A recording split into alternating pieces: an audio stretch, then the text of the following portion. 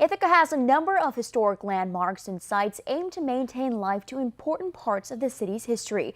Common Council voted this week to designate yet another part of the town as historic, and WENY's Isabel Garcia is in the studio with more on Ithaca's newest preservation efforts. Jennifer, this will be Ithaca's 8th historic district, and the reasoning behind the decision has an enhanced meaning with ties to national historic figures.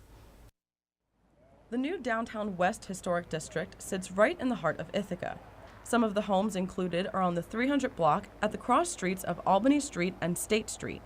While more and more people move to the area, officials are striving to keep the city's history alive.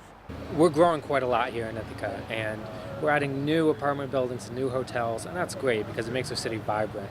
But as we grow and as we change our zoning to allow for growth, we also have to recognize what's beautiful in our history, and we have to protect that. From a planning perspective, historic districts are an important part of the county and the city's heritage and history and cultural history. So if we don't preserve that part of our history and it disappears, then we have nothing physical to look at in order to understand where we came from and what the history of the city is.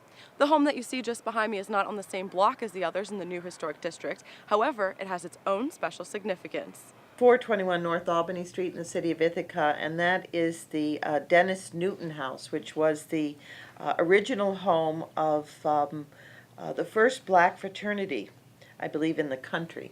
And so it is deteriorating, but we are really excited that it has received its local landmark designation. The historically African-American fraternity, Alpha Phi Alpha, started at Cornell University, and meetings for the brothers would be held in the home on North Albany Street.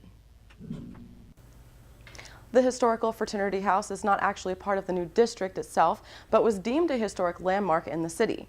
Alpha Phi Alpha would later establish chapters at other universities across the nation and included members such as U.S. Supreme Court Justice Thurgood Marshall and civil rights leader Martin Luther King Jr.